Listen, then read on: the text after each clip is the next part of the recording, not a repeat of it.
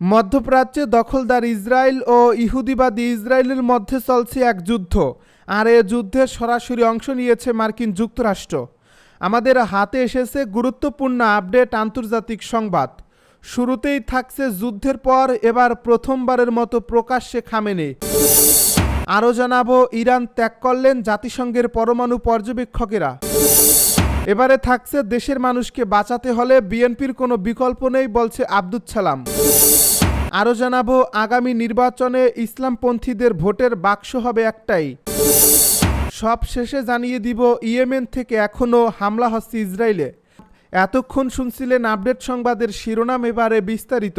তবে তার আগে অনুরোধ রইল, ভিডিওটিতে একটি লাইক এবং কমেন্ট করে জানিয়ে দিন ভিডিও সম্পর্কে আপনার মূল্যবান মতামত। আরও জানিয়ে দিন ভিডিওটি কোথা থেকে দেখছেন বা কোন জেলা থেকে দেখছেন। যুদ্ধের পর প্রথমবারের মতো প্রকাশ্যে খামেনি। ইসরায়েলের সংঘাত শুরুর পর এবার প্রথমবারের মতো জনসম্মুখে উপস্থিত হয়েছেন ইরানের সর্বোচ্চ ধর্মীয় নেতা আয়াতুল্লাহ আলী খামেনি।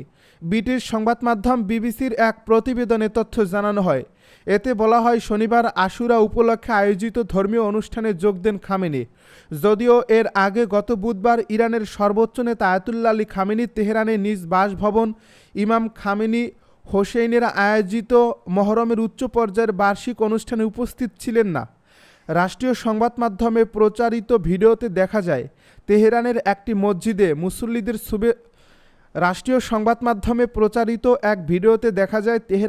মসজিদে মুসল্লিদের শুভেচ্ছা জানাচ্ছে খামেনি। গত 13 জুন ইসরায়েলের সঙ্গে সংঘাত শুরু হওয়ার পর থেকেই জনসম্মুখে দেখা যায়নি খামেনিকে। সে সময় খামেনিকে 3টি ভিডিও বার্তায় দেখা গেলেও তাকে নিয়ে গুজব ছড়ায় যে তিনি বাংকারে আত্মগোপনে রয়েছেন। যুদ্ধবিরতির পরও জনসম্মুখে না আসায় চলে নানা আলোচনা। ইরান ত্যাগ করলেন জাতিসংঘের পরমাণু পর্যবেক্ষকেরা। ইসরায়েল ও যুক্তরাষ্ট্রের সঙ্গে সাম্প্রতিক সামরিক উত্তেজনার প্রেক্ষাপটে আন্তর্জাতিক পরমাণু শক্তি সংস্থার সঙ্গে সব সহযোগিতা স্থগিত করার সিদ্ধান্ত নেয় ইরান। তেহরানের এমন সিদ্ধান্ত ঘোষণার পরপরই ইরান ছাড়লেন সংস্থাটির একদল পরিদর্শক। গতকাল শুক্রবার সামাজিক যোগাযোগ মাধ্যম এক্সে দেওয়া এক বিবৃতিতে আইএইএ জানিয়েছেন, তাদের পরিদর্শক দল অস্ট্রিয়ার রাজধানী ভিয়েনায় সংস্থার সদর দপ্তরে ফিরে যাচ্ছে। আইএইএর মহাপরিচালক রাফায়েল গ্রোসি এ বিষয়ে বলেন, সংস্থাটি যেন দ্রুত আবারও পর্যবেক্ষণ ও যাচাই কার্যক্রম চালু করতে পারে, এজন্য ইরানের সঙ্গে আলোচনা পুনরায় শুরু করা এখন অত্যন্ত জরুরি। তেহরান থেকে আল জাজিরার সংবাদদাতা রেসুল শেরদার জানান, কতজন পরিদর্শক ইরান ছেড়েছেন তা স্পষ্ট নয়। আইএইএর বক্তব্যে পুরো বিষয়টি অস্পষ্ট থাকায় ধারণা করা হচ্ছে হয়তো কেবল একটি অংশ চলে গেছেন, বাকিরা রয়ে গেছেন। তিনি আরও বলেন, পরিদর্শকেরা বিমানে চড়েননি, সম্ভবত তারা সড়ক পথে আর্মেনিয়া হয়ে ভিয়েনায় পৌঁছেছেন। তার মতে, এই পরিস্থিতি ইরানে এক নতুন পারমাণবিক অনিশ্চয়তার যুগের সূচনা করছে। সম্প্রতি ইরান ইসরায়েল উত্তেজনার সময়ে পরিদর্শকেরা তেহরানে অবস্থান করছিলেন। গত 13 জুন ইসরায়েল ইরানের সামরিক ঘাঁটি ও পরমাণু স্থাপনাগুলোতে হামলা শুরু করে। এর জবাবে ইরানও পাল্টা হামলা চালায় এবং ধীরে ধীরে সংঘাতে যুক্ত হয়ে পড়ে যুক্তরাষ্ট্র ইরানের কয়েকটি পারমাণবিক স্থাপনায় বাংকার বাস্টিং বোমা ব্যবহার করে হামলা চালায়। প্রেসিডেন্ট ডোনাল্ড ট্রাম্পের প্রশাসন দাবি করেছে, এই অভিযানে ইরানের পারমাণবিক কার্যক্রম অনেকটাই ক্ষতিগ্রস্ত হয়েছে। এই ঘটনার পরপরই ইরান ঘোষণা দেয় তারা আর আইএইএর উপর আস্থা রাখতে পারছে না। যদিও দেশটি জানিয়েছে, পারমাণবিক অস্ত্র বিস্তার রোধে স্বাক্ষরিত আন্তর্জাতিক চুক্তি এনপিটির প্রতি তারা এখনও প্রতিশ্রুতিবদ্ধ। ইরান ইসরায়েল সংঘাত শুরুর পর থেকেই ইরানি নেতারা আইএইএর সমালোচনায় মুখর।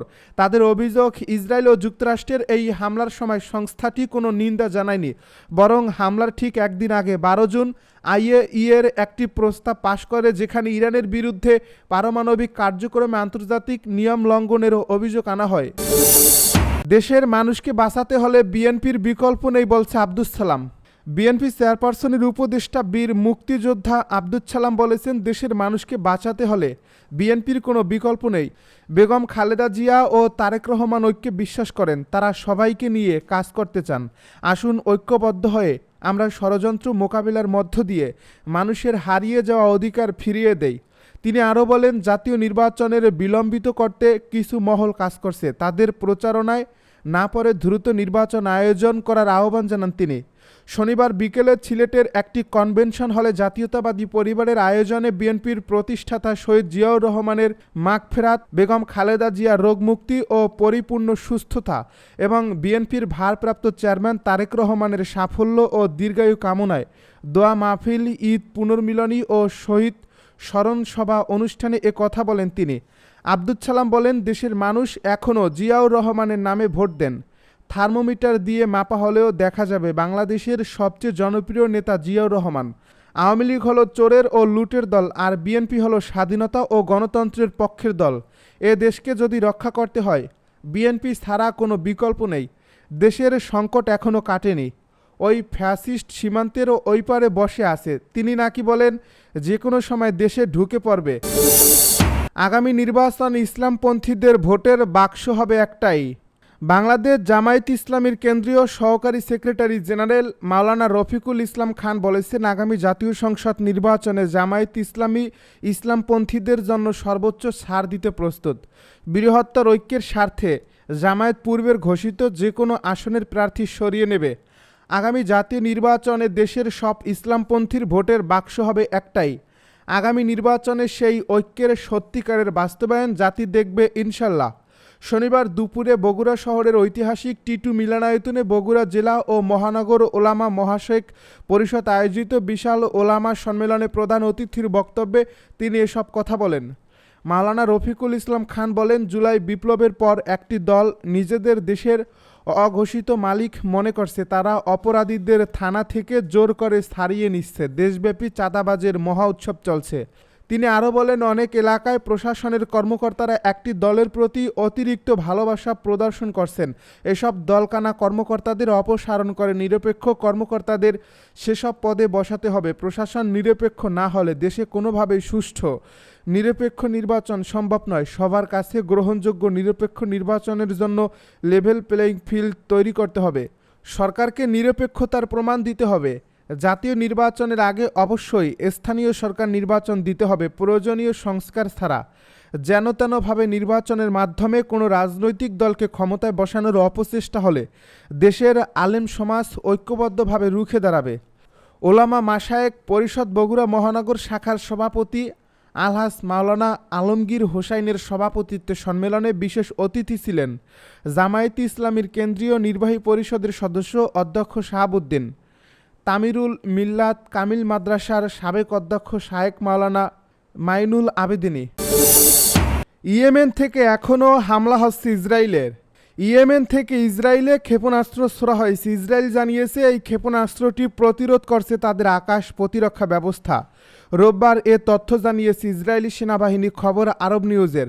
এই ঘটনার সময় নিরাপত্তা সতর্কতা হিসেবে ইসরায়েলের বেশ কয়েকটি এলাকায় সাইরেন বাজানো হয়। ইসরায়েল সতর্ক করে বলেছে, ইয়েমেনের হুতি বিদ্রোহীরা হামলা চালানো অব্যাহত রাখলে তাদের বিরুদ্ধে নৌ ও আকাশপথে অবরোধ আরোপ করা হবে। ইসরায়েলের দাবি, গাজায় চলমান যুদ্ধের প্রতি সংহতি জানিয়ে হুতিরা এ হামলা চালাচ্ছে। 2023 সালের অক্টোবর থেকে গাজায় যুদ্ধ শুরুর পর থেকেই ইয়েমেনের ইরান সমর্থিত হুতি গোষ্ঠী ইসরায়েলের দিকে ক্ষেপণাস্ত্র ও ড্রোন ছুড়ে আসছে। সেই সঙ্গে লোহিত সাগরে জাহাজ চলাচলেও বাধা সৃষ্টি করছে, যার প্রভাব পড়ছে বৈশ্বিক বাণিজ্যে। তবে ইসরায়েল অধিকাংশ ক্ষেপণাস্ত্র ও ড্রোন ইসরায়েল ভূপাতিত করতে সক্ষম হয়েছে বা সেগুলো লক্ষ্যভ্রষ্ট হয়ে পড়ছে। পাল্টা জবাবে ইসরায়েলও একাধিক বিমান হামলা চালিয়েছে হুতিদের অবস্থানে।